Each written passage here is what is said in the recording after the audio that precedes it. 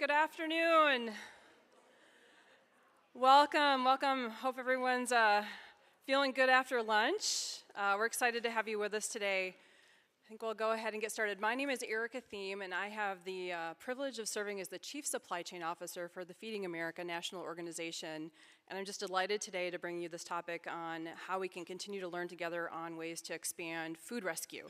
I have a panel here of amazing experts who are excited to share their wisdom with all of you today. I'm going to just set up a little bit in the minute here, and we'll go through some introductions and get right into our content. I wanted to let everyone know that the session today is being recorded and will be posted on the ReFed website after the session today. And if you can keep your phones and other devices muted, that would be great. We will have time at the end of the session for Q&A from all of you. We've got a mic in the middle of the room, and again, we need you to use that mic so that we can hear it for the recording. So appreciate that. I was thinking about Secretary Vilsack's remarks this morning and in the latest USDA food insecurity information that talks about 13% of this country, 44 million Americans, still are working through food insecurity. And this problem, is it the stupid problem, the dumb problem we talked about this morning, in that there's over 90 billion pounds of food that goes uneaten in this country. So this is a solvable problem. It is a difficult, challenging problem. We know that over half of that food that goes uneaten comes from the food industry. So separate from food waste at home, we're going to talk today about how we can work across the supply chain in the food industry, including ag, manufacturing, retailers, food service, restaurant organizations, on how we can really make sure to accelerate the rescue of high quality, nutritious food that can be donated. You saw that new EPA U-shaped diagram. We want to make sure that before we think about animal feed and compost and other great uses of food waste, that we think about people experiencing food insecurity as the highest and best use of that food. I worked at a food company for a lot of years, and I think about all the effort organizations, I'm sure like Starbucks and others, put into creating food, growing food, with the objective of delighting people. We all have the benefit of shopping and picking out food that we take home to enjoy. It's memories, it's traditions, it's birthday parties. It's the stuff of life, and we want to make sure as we look at our work in terms of our environmental impact and our work on food insecurity that we're trying to make sure that we can create that for everybody in this country. So we're going to get started here. I want to introduce our panelists. To my left, we have Evan Ehlers, who is the founder and CEO of Sharing Excess. Dr. Kaitlyn Harper, who is an assistant scientist in the Department of Environmental Health and Engineering at Johns Hopkins University. We've got Dave Lampert, who is the CEO of Food Rescue US, and Kelly Goodejohn, who's the Chief Social Impact Officer at Starbucks. So we're going to get started. The first question I'm going to ask the panelists is actually to make sure you all know a little bit more about what they do at their organizations, to familiarize all of us in their work in food rescue. And I'm going to start with Dave, if you would lead off. Thanks, Erika. It's great to be here at ReFed. This is actually my first time, as I just became the CEO of Food Rescue US last August. I spent most of my career in the for-profit sector and decided to make a career pivot just over a little over a year and a half ago or so, and this is my dream job. I'm able to merge really my passion and my profession into one, and I am loving it. So, and even though I have been mostly in the for-profit sector, I've been volunteering and active in feeding the hungry for 30 plus years. Soup kitchens, food pantries, food drives, the whole 9 yards. Food Rescue US is a great organization. We have a great mission, we have a great model, and we have an awesome team. So I feel really blessed. And what we do is we rescue good, healthy food, mostly perishable, right? And we take it from food donors, grocery stores, restaurants, bakeries, Starbucks, and we bring it to folks who are hungry via a network of social service agencies, soup kitchens, food pantries, etc. So our network currently is in 43 states, or 43 locations rather, in 22 states in the District of Columbia. We have about 10,000 or so active volunteers. Last year they completed 110,000 rescues, right? And that was about 37 million pounds of food. So how do we do it? We use an app like Uber, right? So volunteers go on our app and they see available rescues. And a rescue is basically taking food from the food donor in their own car and directly transferring it to the social service agency, who then distributes it, cooks it, whatever they do. And that's what we do. Each site has a site director, right? And the site director puts it all together. They solicit the food donations from the food donors. They figure out where is the best place to bring that food based on the type of food, the quantity, the timing. You know, so we try and pick up food, obviously. If your agency is distributing on a Saturday afternoon, we'll bring the food Friday or Saturday morning even. Site directors also recruit and manage the local volunteers. And a couple things unique about Food Rescue US. One is our use of technology, right? Everything runs off of our app, not only for the volunteers, the site directors who orchestrate it all. There's a portal for the food donors and another one for the agencies. Also where our food goes, right? So we will support any 501c3 that feeds folks who have food insecurity. So we go really what we say to a lot of the underserved types of agencies. And thirdly really is our efficiency, right? Because of our direct transfer model, we have no trucks, we have no paid drivers, we have no warehouses, right? So it's very asset light, and that enables us to provide the equivalent of about 16 meals of food for every dollar that we spend. So that's Food Rescue US. Thank you, Dave. Evan, I'm going to have you go next. Tell us a little bit about sharing excess. Cool. Yeah. Hey, everybody. Nice to be here. I love so many people in this room, so many great organizations, and like coming to ReFed is honestly like a once in a lifetime experience to just see all the people who have the same passions in the same room as you. So just really want to celebrate that and excited to be here and tell you a little bit about what we do.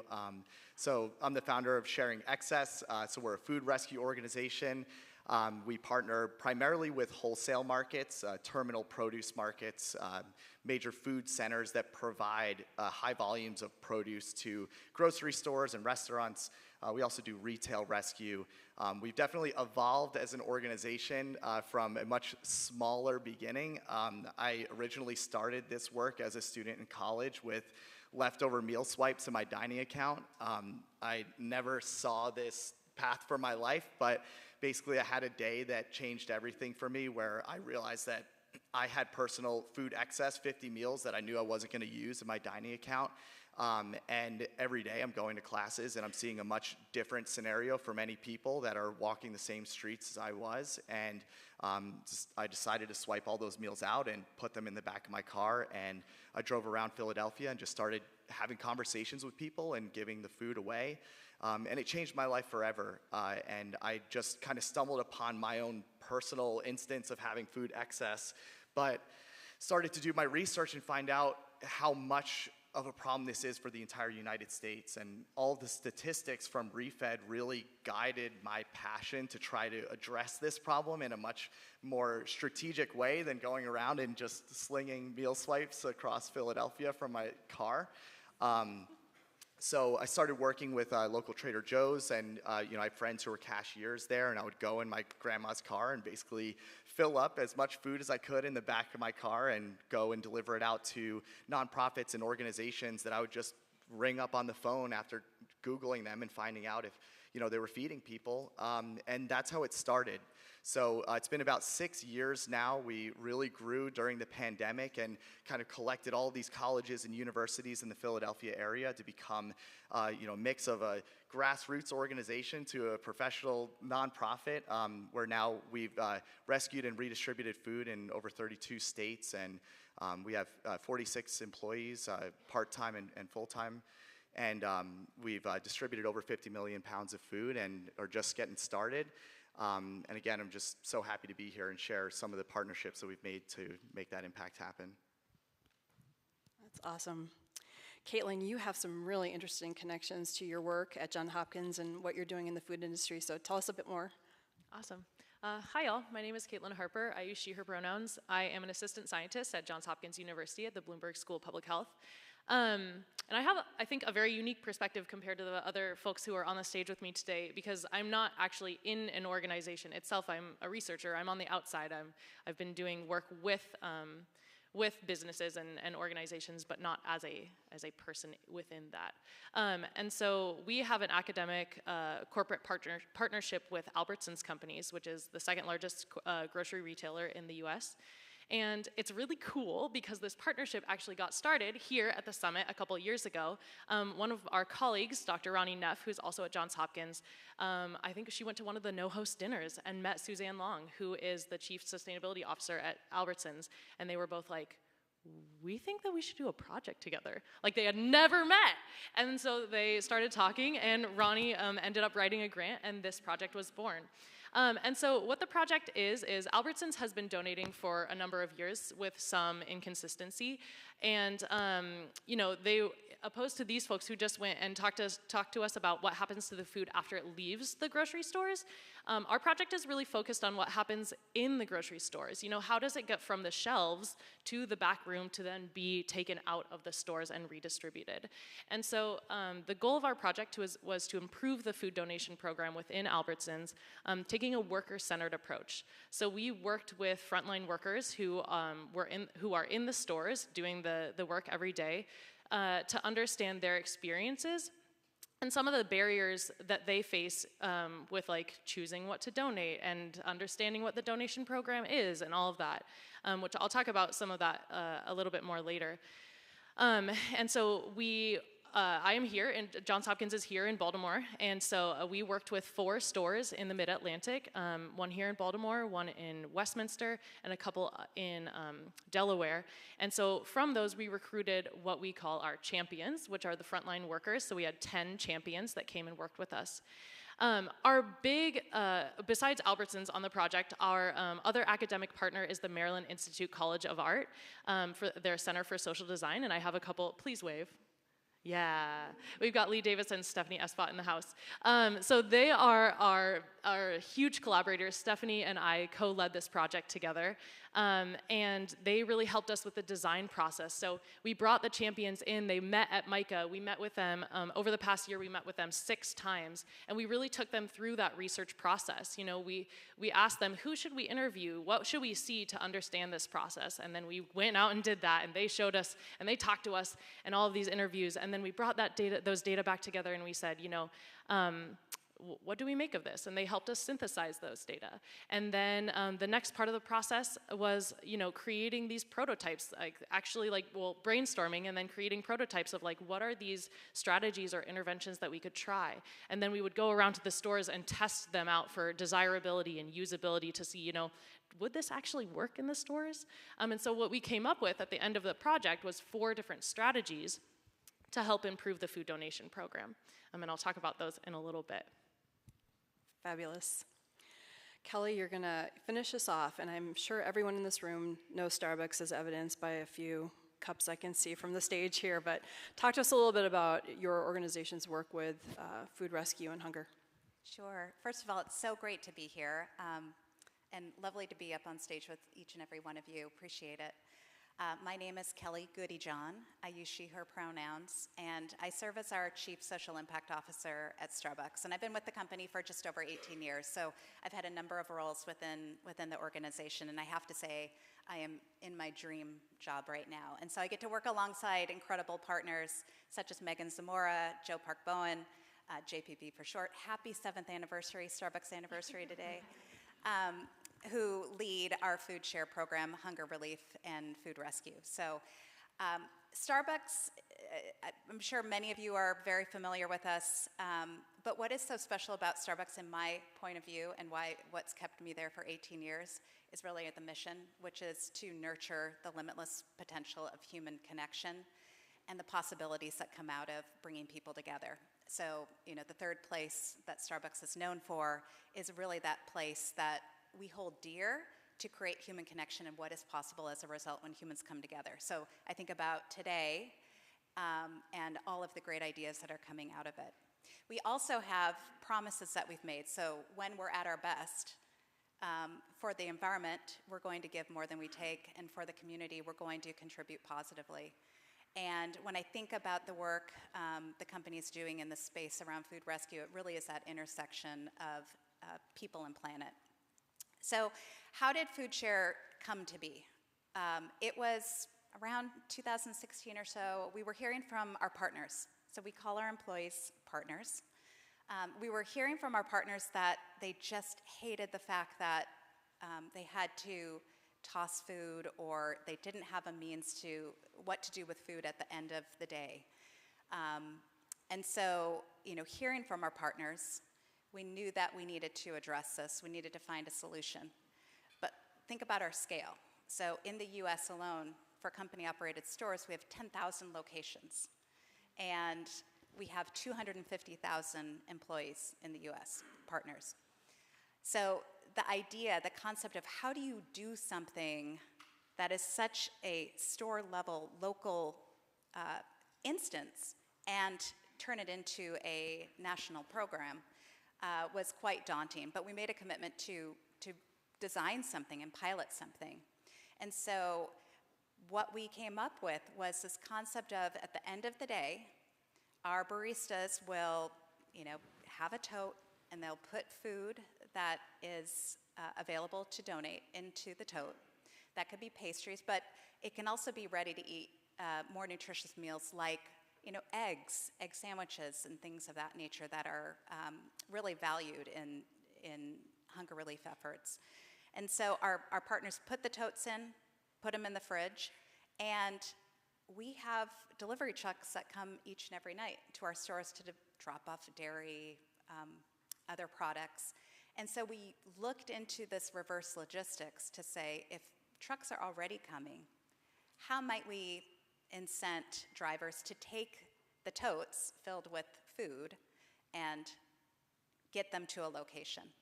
So that's the genesis of Food Share, which is really using a reverse logistics model to bring food to a consolidated site where it's weighed, where it can be distributed. And then we said, well, how do we distribute this food?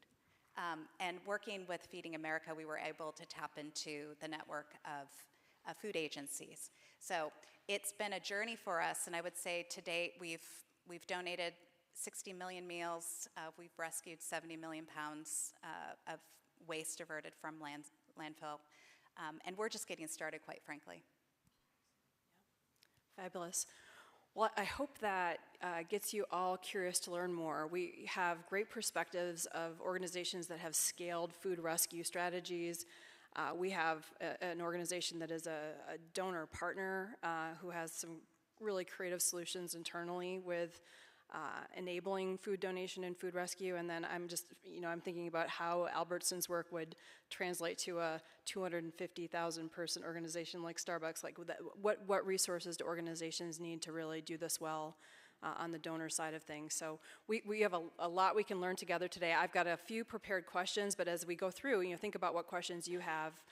This is your chance to really take away some tips and ideas on your own journeys in your own organization. So, Dave, I'm going to go over to you, and we talked about how many different store outlets organizations like Starbucks have. You think about other quick serve restaurants, dollar stores, picking up and rescuing food from disparate locations, rural, urban, sometimes small quantities of food that need to be regularly rescued. How has Food Rescue US taken on that challenge, and what are some of the things you've developed, innovations, and learnings along the way? Thanks for that. So, as I said a couple minutes ago, right, we use volunteers to do all of our rescues, and they're driving in their own cars or SUVs or maybe a pickup truck here and there. But that's really a model that is tailor-made for smaller rescues, right? We don't have trucks. We're not picking up pallets using forklifts, right? So we rescue from many grocery stores 5 or 7 days a week, sometimes twice a day. We rescue from bagel shops, bakeries, Starbucks on a daily basis. We're prepared food, baked goods. People are able to do this, our volunteers are able to do this as they go about their daily business, right? These are not haphazard rescues, they're mostly all scheduled in advance.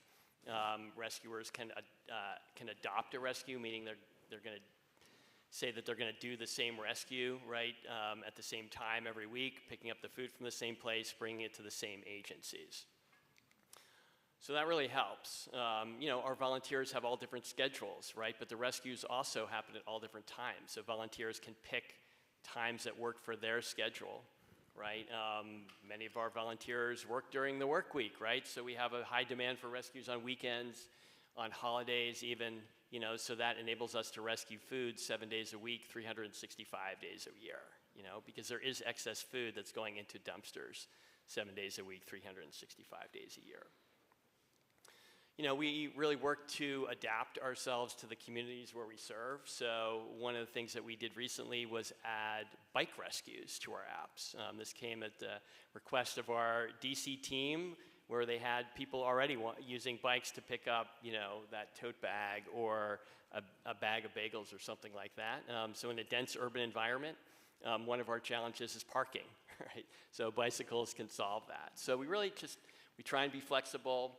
We recruit volunteers to do all of these rescues, and it's really meaningful for them. They love it. So for us, it all comes together. I talked about rescuers, adopting a rescue. They establish relationships with the stores that they're going to every week. They establish relationships even deeper at the agencies where they're bringing the food every week. And it's really a beautiful model that works well. That's great. Hey, one question I have is how do you retain and recruit those volunteers? How do you appreciate them? I'm sure they're mission-driven individuals, but how do you find them? How do you keep them? How do you appreciate them? Yeah, that's a great question. We find them, in all different ways. A lot of it is through word of mouth. We post on Volunteer Match, some of them come from the agencies, some of them come from the food donors. It's interesting, we're working on a project right now with a consulting firm to look at our volunteer funnel, right? Because we do get people who download our app and they never do a rescue, or they do one and then they don't do any more. But then if you do the math, you can see that, I think I said 10,000 volunteers, 110,000 rescues a year. So the average person's doing a good number of rescues. So there's a lot of loyalty there. And they bring their friends, or they bring, you can do it with a kid in a car seat, and as that kid gets older, they really learn about the importance of, feeding those less fortunate. I won't say that, there's not some challenges, right? Sometimes we have too many volunteers and not enough food donations to go around. Sometimes we have too many food donations, so it's kind of a matching process where we try and match up that supply and demand. But, and then lastly, I'll just say that it's interesting because it is something that can be a little bit solitary, right? So it is a lot of people driving around in their own cars. So we sometimes, we do organize volunteer appreciation meetups and things like that. Most of our volunteers, though, would be just as happy rescuing food. So sometimes we do take a truckload of food, and it's as much to have a volunteer, for our volunteers, that's a volunteer appreciation event, is unloading, a semi-truck full of cantaloupes like we did in Fairfield County a couple weeks ago. We had 40 volunteers show up, and they had a great time. Excellent. Hey, Evan, in your opening remarks, you talked a little bit about just the transformation Sharing Access has been through in such a short time. Talk to us about that journey. How have you gone from something, you talked about your own personal experience in your college days with your food tickets and how you've been able to just grow your organization into the impressive impact it's having today. Yeah, absolutely. It's definitely been a wild ride and pretty quick. I'd say, first and foremost, I studied entrepreneurship in school as a student. It's something that I've been passionate about. I've always looked up to how, people who start companies, whether that's for-profit or nonprofit, think about scaling and taking on opportunities. So we definitely had a very, yes mentality for opportunities. And particularly with food businesses and for all the food rescue organizations in this room, I think, you can see how one partner can lead to the next, or one opportunity can lead to the next. You're working on retail stores one day, but then you start to ask yourself, well, where do the grocery stores get their food from? Where do the wholesalers get their food from? So that kind of natural progression, I think, is what was instilled at the very beginning of saying, okay, well, how can we go further than meal swipes? The problem is so big, so I think naturally we need to make solutions that are really ambitious. So we've definitely taken that approach to have a yes mentality for the partnerships that we've established. So that's led us to, again, major terminal markets. So, we called up the Philadelphia wholesale produce market kind of on a whim. We have, these calls where we're going through entire lists of food businesses and potential food partners, and every 1 in 100 or 1 in 1,000 will be like that gold mine where you find a partner at the right place at the right time that has a huge problem with excess and surplus, and there's no like custom solution to really help it. So with this major terminal market in Philly, 700,000 square feet of refrigerated warehouse space and 18 of the largest produce vendors in the mid-Atlantic region, all in this one building, they're throwing away over 10 million pounds of edible produce every year. And there were food banks that were picking up, which is fantastic. And I think this happens in a lot of areas, right, where all of the burden is just put on maybe one food bank or 2 food banks. But in reality, there's so much volume and so much on the ground, boots on the ground work that needs to happen that we had to come up with a custom solution for them.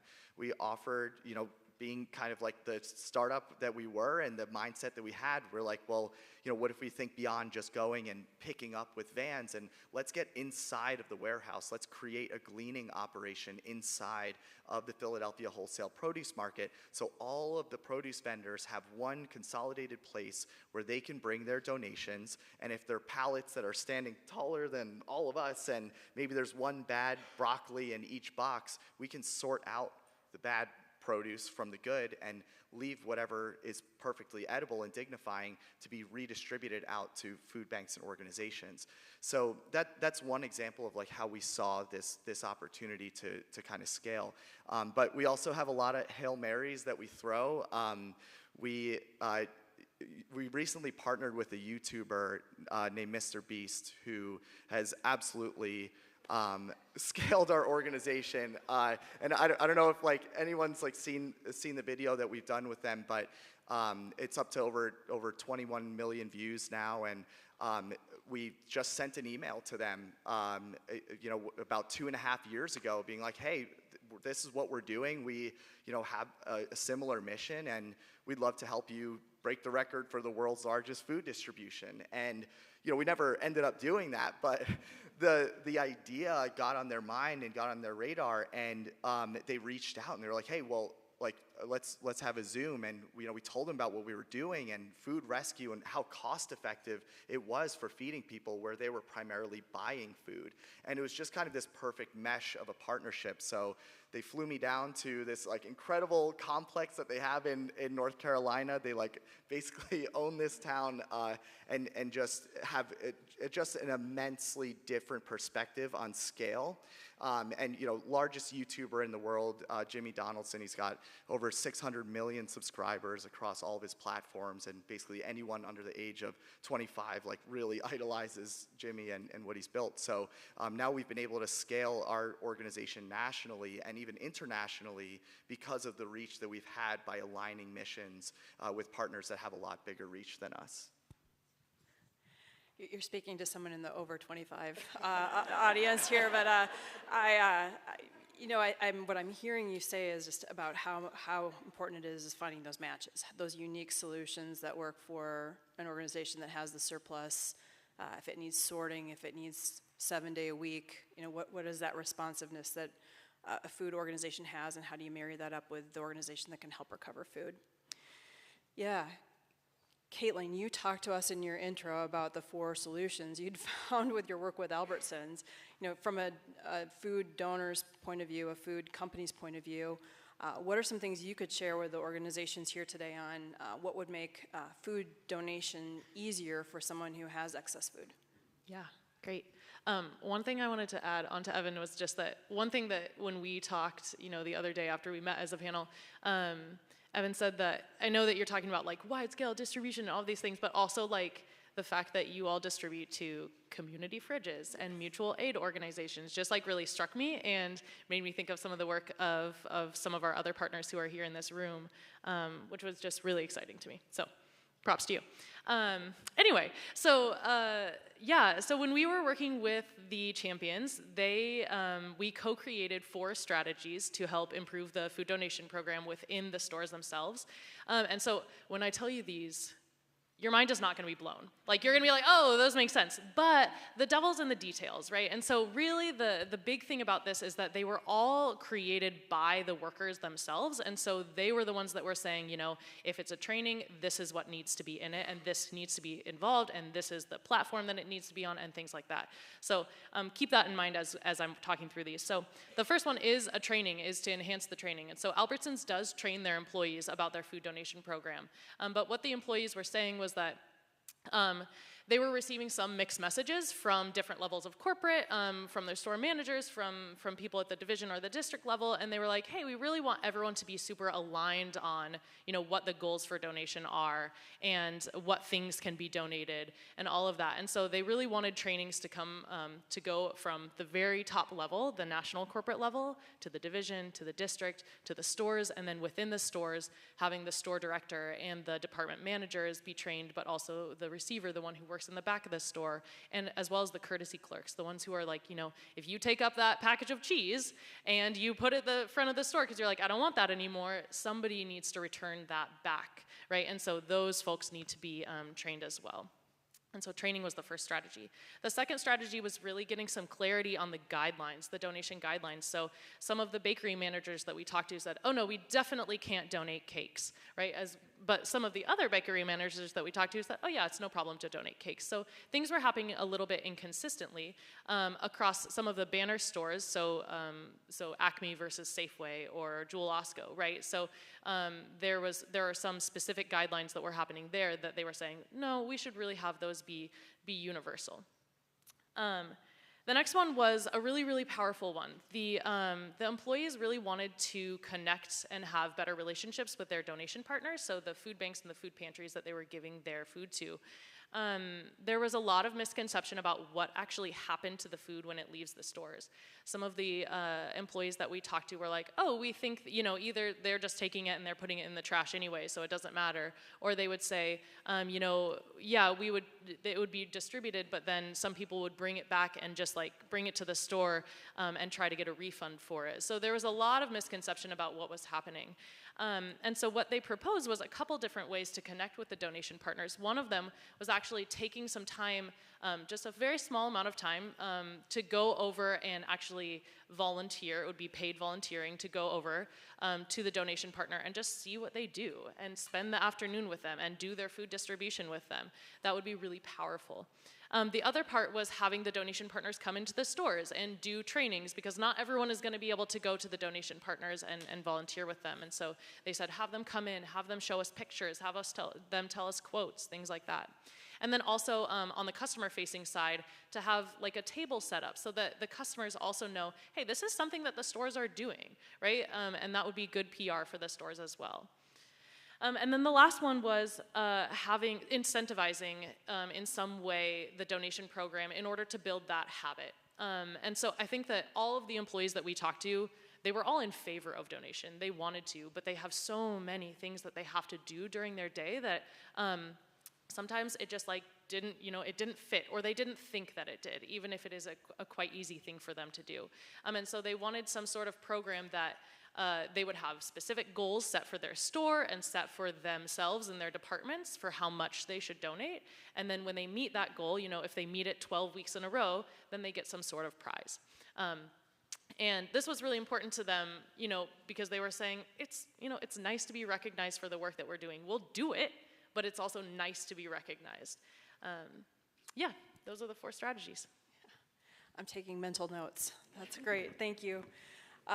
Kelly, you know, you talked about your organizations, I think you used the word promise, but many companies, publicly traded organizations, have external commitments on the environment, on hunger, your social corporate responsibility goals. You talked a lot about how food share works and your company's commitment and the reverse logistics innovation that comes along with that. What do you see as needed from organizations that you're partnering with? What makes food recovery easy for you? Well, it's not easy. So I'll speak to a few things, but I want to start first with our partners. And Kaitlyn, just to build on what you were talking about, when we launched FoodShare, we had to be really thoughtful about what this meant for our baristas in the store. Was it making their job harder? Was it adding more to our labor portfolio? How could we make it easy so that it was a quick task at the end of the day where our baristas felt good about doing it and they knew how to do it? So we had to clarify what could be included. What were some of the guidelines? What are the quality parameters that we put in place? We also had to get creative, and we have turnover, right? So while we have some of the best turnover statistics in the industry, we have turnover. And so we needed to keep the training ongoing and make sure that it was at a frequency where, as we brought on new partners, that they had access to that information and knew the why behind it. We put QR stickers on the back of house refrigerators, so if a partner's not sure of what to do, they can scan it and very quickly know what to do. The other thing we do is our partners are volunteering with the food banks, and so we see that hunger relief and food insecurity is a top interest cause area for our partners. In fact, each year we ask our partners to nominate a nonprofit that they are connected with in some way, and hunger organizations are always at the top of the list. We just announced that we're getting $5 million out the door to very local nonprofits that our partners are connected with and engaged with through volunteering or otherwise. So this is just another way to build that bridge and build the connection so they can see firsthand what is happening to the food that seemingly so simple at the end of the night they're putting into a tote. But to make this an easier approach for us, one of the things that we realized, so David, your work is incredible in the logistics model that you've put in place. We've taken a slightly different approach where we're actually paying for the trucks. We're paying for the refrigerated trucks and the drivers so that as they're going on their nightly route, they can pick up the food, again, refrigerated, weigh it, get it to a centralized location, where then the drivers will take it to the food banks the next morning. So we've built some efficiency in there. And the way we're able to pay for this is through the tax benefit that we receive by donating food. So as a company, we've said we were going to reinvest all of that back into hunger relief efforts. So this program is self-funded, and on top of that, we're able to provide food equity grants to food banks and other food agencies to help improve their capacity, whether it's equipment like refrigerators, whether it's staffing. What are those barriers for food banks and food agencies to distribute the food? We want to be part of the solution and help invest through some of the benefit that we've been receiving through our donation program. So that's a big step to ensure that, like the relay race metaphor this morning, our baristas are the first leg. They put it in the totes. The drivers have to pick up those totes. They have to get them to our distribution center. They have to get aggregated. They have to get out to the food banks, and the food banks have to do that last mile work. And so if any piece of that relay race is broken, we fail. So we are looking at all of those pieces to ensure that whatever we can do to improve the system or to make it easier, more efficient, that we can do that. And then, of course, just having really great partnerships. We could do this store by store, but across 10,000 stores for our company operated, it would take us too long. So partnerships like Feeding America, helping us to scale nationally in a much quicker way, has been vital. So I would say all of these components of the relay race has got us to where we are today, but it also, you need consistency, right? So every day, everyone kind of doing their piece. Well, thank you. I know I'm relatively new with Feeding America. I know it's been a long journey for our organizations and others that you partner with. I just want to thank you for your leadership. You're one of the few organizations I know of that has thought about that virtuous cycle of returning financial incentives and tax benefits back into fueling programs like this. I think it's incredibly innovative, and I think you're way out in front, so thank you for that. I'm watching the clock here. I've got one question that I'll offer up to a couple of you if you'd like to talk about it. Technology, there was a session this morning on AI. Technology helps us be more responsive and agile in connecting food with people who need food. How have some of your organizations, Dave, I know that's kind of the core of your organization, if you'd like to lead us off, like where do you see technology going as part of the solution that's going to make food recovery even easier in the future? Thanks. Yeah, I think there's a lot of opportunities to continue to build out. Certainly for us, we could not run our organization at all. If our technology was down, 110,000 rescues every year, and that number gets bigger every year as well. We build and maintain our own app. We have an internal team, and then we have a partner team that does our development for us, and we're talking with them on the phone every day and making sure that the app is up and running, and we're continuously improving it, right? We have a great product manager. He might be in the room, and he's speaking on the next panel, who keeps it all running, and the team underneath him. So one of our focuses, is on reducing barriers to entry for food donors, and one project we're super excited about.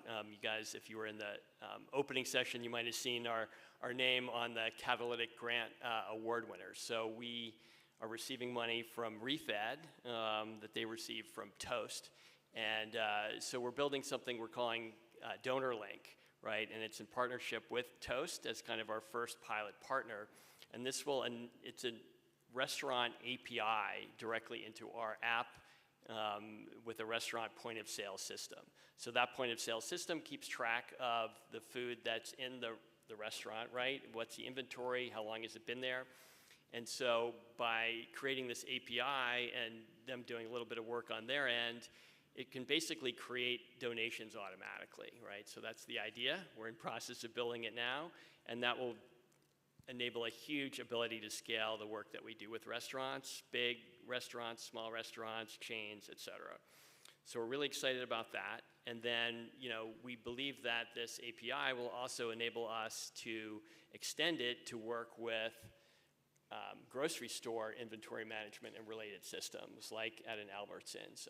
So that is kind of the next frontier for us as well. And that's going to provide a lot of benefits, not only in kind of streamlining the whole donation creation process, but also keeping track of what the food is, what type of food, what the weight, et cetera. So we're super excited to be building out our tech stack. Super cool. Kaitlyn or Evan, do you have anything you'd like to build on technology before we open it up? Yeah, I'd be happy to. We have spent the last 5 years building our own in-house technology to be able to, scale the work that we're doing.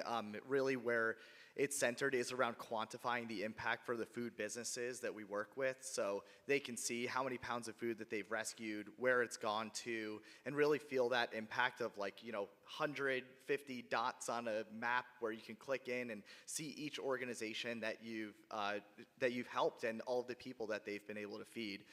But it's really interesting. The more that we start to develop the technology, the more I realize that is not what's special about our organization, and that food rescue really is something that I think is very driven by just hard work, grit, and passion, and people to people contact and relationships.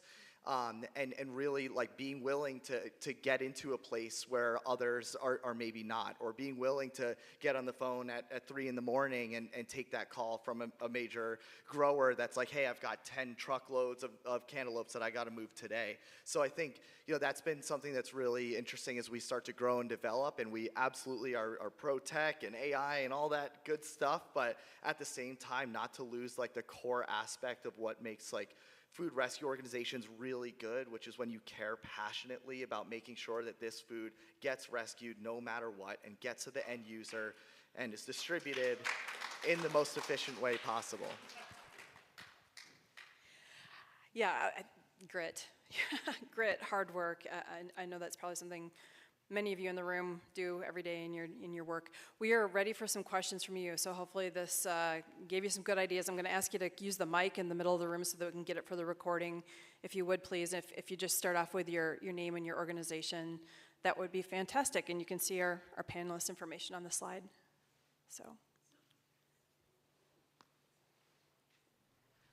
Hi, I'm Letitia Steele. I'm the CEO for Denver Food Rescue. We've been around for 10 years, and is it Evan? Yes.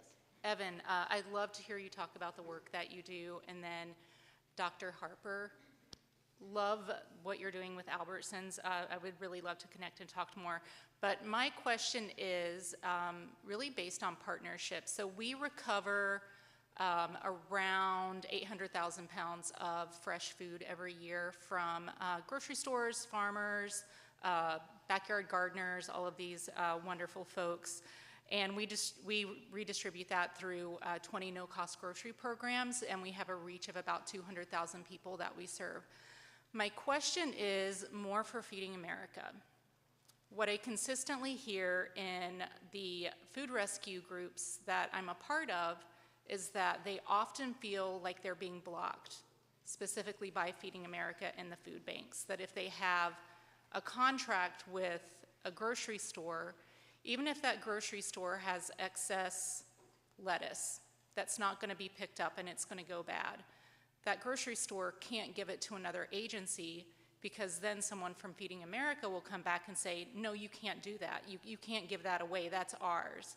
So I'm wondering how, if we're all working in this space to do good, to honor the consumer, they're still a consumer even if they're getting it at a pantry, how do we honor them and make sure that they're getting the freshest, best produce that's not following the spoken hub model and not getting to them for 3 to 5 days after it's expired? How can we work with you instead of always feeling like we're hitting a wall against you? Yeah.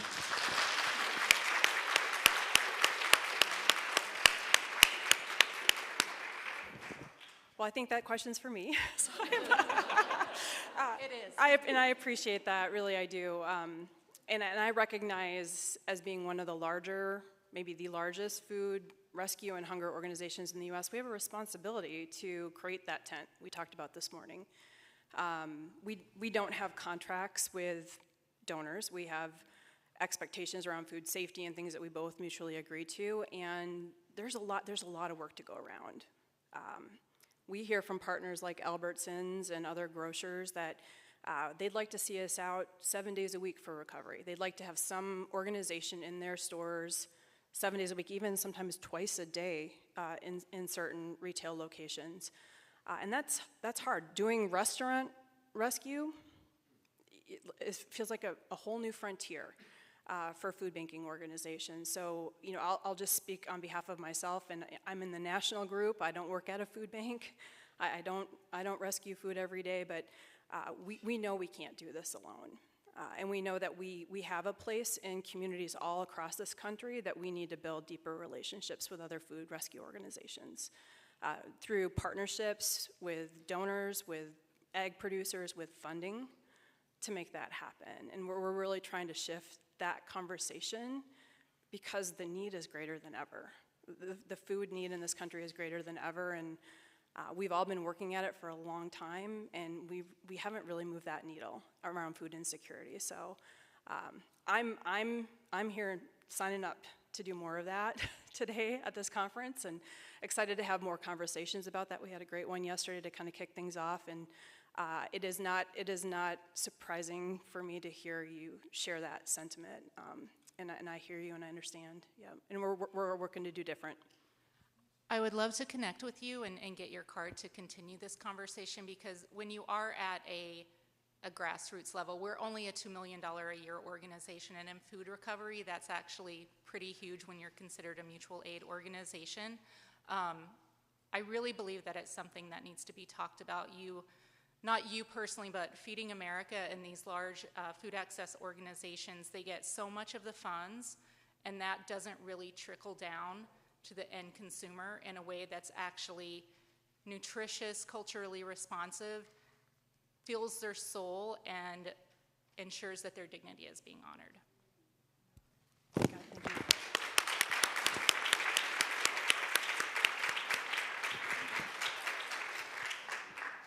Hello, my name is Katie Funk. I work for a Food Rescue US partner called La Soup in Cincinnati. We would also love to collaborate better with Feeding America, so I'd also love to connect with you after this. I think one of the things that we're really focused on is places in the supply chain that aren't at that retail level where there's a lot of rescue to be had, but you can't send it right to a pantry, right? Because it needs to be cooked, or it needs to be repackaged, or somebody might not know what to do with it because it's for a restaurant, not for a consumer. So I'm wondering if any of you on stage know of projects like ours.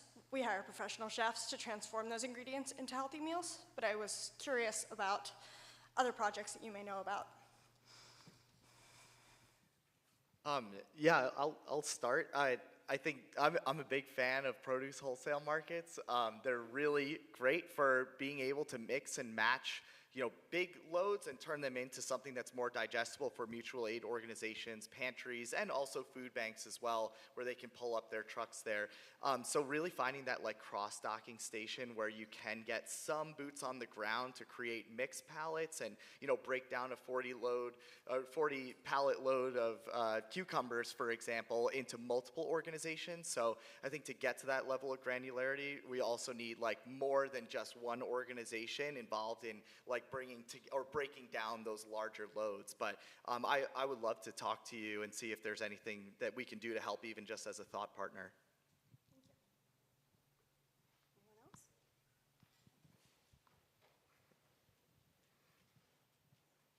Hi, my name is Jennifer Shakaitis. I'm from Rutgers University in New Jersey, and I've been working really in the school space with recovering food and donating it or reusing it within the schools.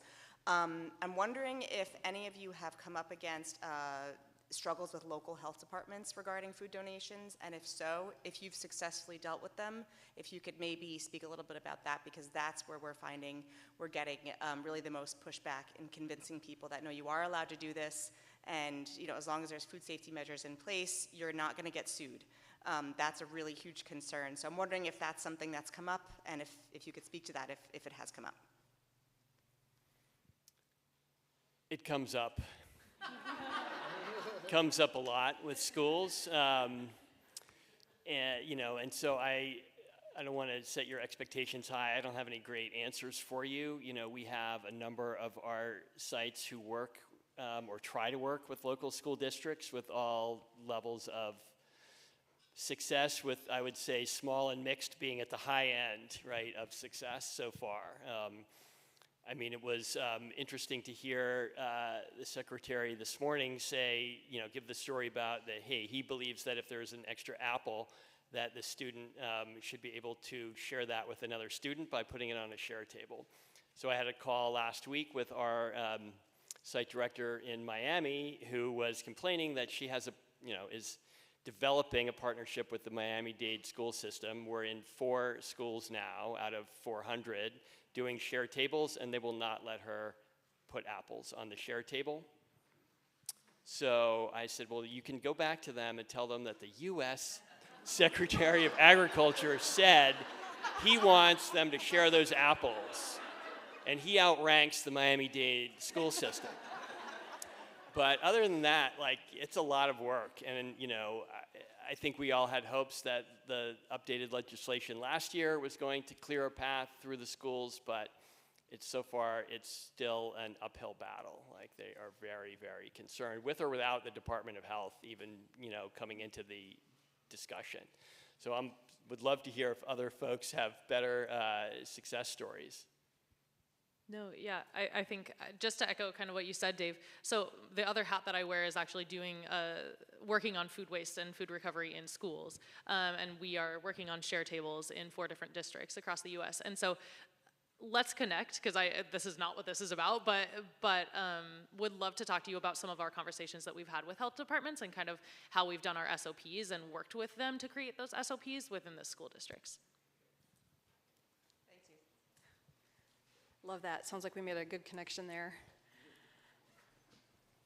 Hi, everybody. Sean Potts from USDA. Thank you all very much for being here. My question is actually for Kelly. I'm wondering more if you could talk about the criteria that Starbucks uses to determine what food is made available for donation, and to kind of put it into really overly simplistic terms. If there's like a product that's going to go bad in 2 days, does Starbucks want to prioritize the shelf life of that donation by donating it immediately, or would you like to prioritize selling it tomorrow? Yeah, it's a great question. So I'll say a few things. One, we have established dates for all of our products, right? So if there's a couple days left, it's going to go into that tote at night, so it can get distributed by that next morning to where it can be used most. And I would say another effort is how do we expand that shelf life so that, you know, we just create more time and opportunity for the product to sell. Up until recently, there were 2 items in our SKU mix that we couldn't donate. And so if you think about, for a variety of reasons, if you think about baristas at the end of the night saying, oh gosh, okay, these dates, okay, those go there, these actually can't. We simplified it, and now we have the ability for all of our products to be donated. That includes fresh pastries, as well as all the packaged, ready-to-eat meals. So it's, you know, a clear process, but one that requires continuous communication, which is why that's so important. Thank you. If I could actually follow up real quick, if there is like a really big difference in volume that a store does, do you give them kind of the autonomy to determine if that product is sellable or if it's donatable? So volume is really interesting. When you think about, we do our best to forecast. We're a for-profit company, right? You know, at the end of the day, it would be ideal if every product we purchased was sold and it met, and you had 0 left over, but that's not the case. And so I actually did a ride-along with our reverse logistics team, gosh, a month ago. And it's interesting, some stores at the end of the night, you might see 9 items, some you might see 5 items. So it really varies, and it can be quite small, and others it can be more significant. Sorry, remind me of your question. Yeah, if local stores got the autonomy to kind of determine what to do with it. No, we have it really clear, and that's what our partners ask for. They want the clarity of what is allowed, what is the time frame, operationalizing something like this is so important, and without it being embedded into the operations of the business, you risk the opportunity for it not to happen, missed opportunity, and you know, the quality side and the safety side is so important that we want to keep everything according to that SOP that we've developed. Perfect. Thank you very much. Hey, folks, I think this will be our last question because I know we're right at time, but yeah, please go ahead if you would. Okay, I'll make it quick. First of all, I want to give a huge shout out to Evan Ehlers. He is doing something that's very important to communities everywhere. We're the Friendly Fish Foundation. We're a community fridge on the sidewalk, and he made pallets and pallets of vegetables accessible to a small organization. The impact is enormous. My question to you is, have you thought about doing some type of playbook or some type of a framework that you can show other people how to do it in their whole market? Yes, absolutely, and thank you so much. Also, your organization is incredible, literally feeding thousands of people. We're so honored to work with you. And also, yes, absolutely, we want to replicate sharing excess so that this can be woven into communities everywhere. We definitely do follow the sentiment of trying to put ourselves out of business or put sharing excess in as many places as we can. So there's a really good grant that's available right now. It's the SARE grant through the USDA, I believe, which actually is just focused on implementing those practices and educating others how to implement those practices. So definitely would encourage folks to speak to Dr. Johnson if you see her here. But absolutely, our goal is to teach others how to do this in other produce markets, whether it's with us or on their own or working with a consortium of organizations. So we're kind of like mapping out all of the different places that we can do this. We love these places because it's high volumes of great assorted produce that we can redistribute for communities all throughout those areas. Great. Hey, thanks to all of you for staying a little bit longer and for being here today. I want to thank our panelists. Can you give them a round of applause?